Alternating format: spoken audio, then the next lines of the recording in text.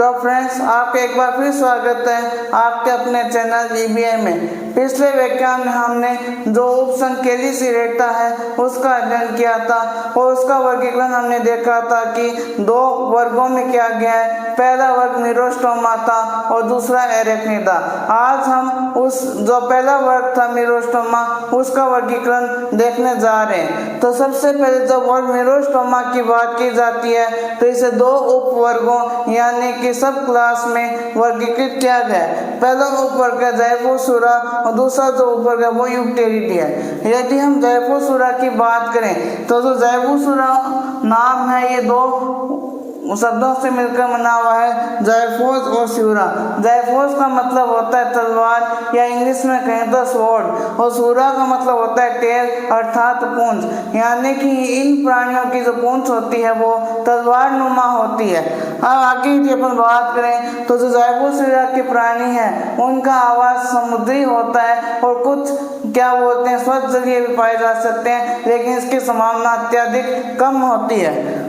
अब यदि हम यहाँ पर बात करें तो यहाँ पर अधिकांश जीव विलुप्त हो चुके हैं। केवल 3 वंश पाए जाते हैं और इन 3 वंश की केवल 4 जातियां ही पाई जाती है। उनमें से एक जाति आपने सुना होगा लिमुलस की या किंग क्रैब की पाई जाती है, जिसे हम जीवित जीवाश्म भी कहते हैं। अब इसके बाद में यदि अपन इनका बॉडी स्ट्रक्चर देखते हैं तो यहाँ पर जो वक्ष गुहा और जो शेष भाग होता है वो आपस में संलयित हो जाता है और ऐसी संरचनाओं को हम सिफेलोथोरैक्स कहते हैं। अब जब मैं सिफेलोथोरैक्स की बात करता हूँ तो हम सबको मालूम होना चाहिए कि यहाँ पर जो सिफेलोथोरैक्स है वो कैरापेस के आवरण द्वारा आवृत रहता है। अर्थात हम कह सकते हैं कि जो कैरापेस होता है वो सिफेलोथोरैक्स का बाह्य कंकाल का निर्माण करता है। और ज़ाइफोसुरा प्राणी की बात करें तो हम देखते हैं यहाँ पर जो कैरापेस है वो घोड़े की नाल के आकृति का होता है और यह उत्तल होता है और यह सिफेलोथोरैक्स को संपूर्णतः आवृत किए रहता है। जबकि हम यूक्टेरिडी के अंदर पढ़ेंगे कि वहाँ पर जो सिफेलोथोरैक्स होता है वो प्लेन होता है और वो पूरा आवृत किया नहीं रहता सिफेलोथोरैक्स को। अतः हम कह सकते हैं कि यहाँ पर सिफेलोथोरैक्स है वो ज़ाइफोसुरा के अंदर वेल डेवलप या सुविकसित होता है। उसके बाद में यदि उपांगों की बात की जाए तो जो शीर्ष भाग या सिफेलोथोरैक्स वाला भाग है यहाँ पर 6 जोड़ी उपांग पाए जाते हैं। यदि हम पहले जोड़ी की उपांग की बात करें तो यह कैलिसिरी पाई जाती है, मतलब कि चिमटी नुमा पैर पाए जाते हैं और ये संख्या में 1 जोड़ी अर्थात 2 होते हैं और 4 पैर है वो। यदि हम उपांगों की बात करें तो यहाँ पर 6 जोड़ी उपांग पाए जाते हैं। पहले जोड़ी उपांग की बात करें तो कैलिसिरी पाई जाती है जो कि असल में महत्वपूर्ण भूमिका निभाती है और 4 जोड़ी क्रिएटेड लेग्स पाए जाते हैं यानी कि चिमटी नुमा पैर पाए जाते हैं। उसके बाद 6 जोड़ी की जो छठी जोड़ी होती है वो नॉन क्रिएटेड लेग्स होती है यानी कि सामान्य पैर पाए जाते हैं। यदि हम उदर की बात करें तो जो ज़ाइफोसुरा के प्राणी है वो उनमें जो उदर होता है वो अखंडित होता है, नॉन सेगमेंटेड होता है और जो अंतिम भाग होता है एकदम नुकीला होता है जिसे हम टेरसन कहते हैं। जबकि यूक्टेरिडी के अंदर टेरसन नहीं पाया जाता है।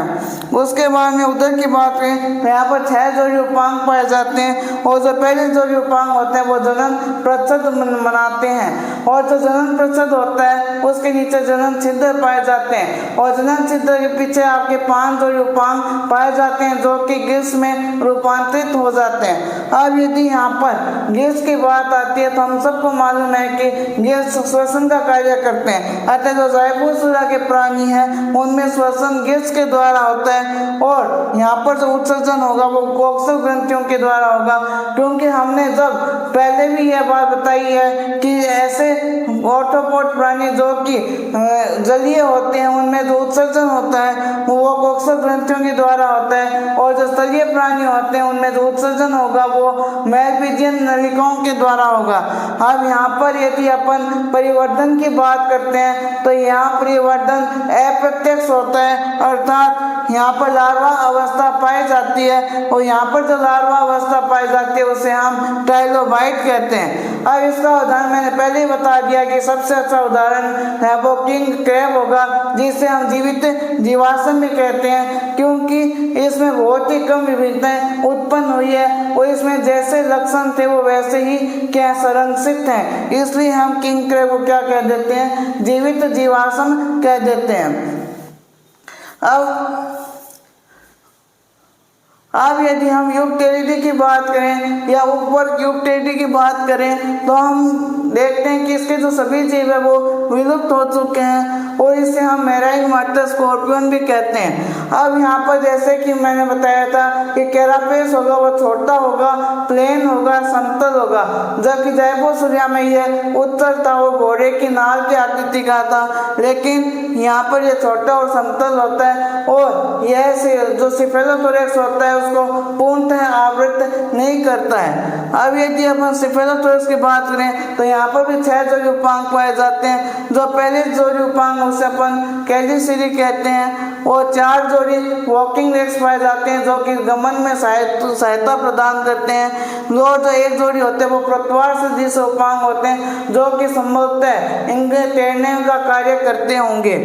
अब यदि अपन उदर की बात करें तो यहाँ पर उदर है वो खंडित होती है और यहाँ पर उदर के अंदर 12 खंड पाए जाते हैं। जबकि हम जाइपोसुरिया की बात करें तो हमें मालूम है कि यहाँ पर है वो उदर अखंडित होती थी और इसमें कोई भी प्रकार का खंडी भवन देखने को नहीं मिल रहा था, लेकिन यहाँ पर खंडी भवन देखने को मिलता है और 12 खंड पाए जाते हैं किसके अंदर, यूक्टेरिडी के अंदर। अब यहाँ यूक्टेरिडी के यदि अपन उदर गुहा की बात करें तो इसे 2 भागों में बांट सकते हैं। पहला जो भाग होता है वो प्री एब्डोमेन मीजोसोमा होता है और दूसरा भाग पोस्ट एब्डोमेन मेटासोमा होता है। जो प्री एब्डोमेन मीजोसोमा होता है वो उदर का आगे वाला हिस्सा बनाता है और जो पोस्ट एब्डोमेन मेटासोमा होता है वो उदर का पीछे वाले हिस्से का निर्माण करता है। प्री एब्डोमेन मीजोसोमा की बात करें तो यहाँ पर क्या होते हैं, उपांग पाए जाते हैं और यहाँ पर 7 खंड होते हैं और पोस्ट एब्डोमेन मेटासोमा में जो 5 खंड होते हैं और यहाँ पर कोई भी उपांग नहीं पाया जाता। और पोस्ट एब्डोमेन मेटासोमा जो अंतिम खंड होता है वो पुच्छ खंड का भी निर्माण करता है। तो ये इतनी बातें आपको यहाँ पर ध्यान रखनी है। यदि अपन उदरी उपांग की बात करें तो यहाँ पर 6 जोड़ी गिल्स पाए जाते हैं और श्वसन इन्हीं के द्वारा होता है। अब लार्वा अवस्था की बात करें तो यहाँ पर जो परिवर्तन है वो अप्रत्यक्ष होगा, अर्थात ट्राइलोबाइट लार्वा अवस्था पाई जाती है। इसके उदाहरण की बात करें तो यूरोप्टेरस, मिक्सोप्टेरस इसके सबसे अच्छे उदाहरण हैं। तो आज के लिए इतना ही, धन्यवाद दोस्तों।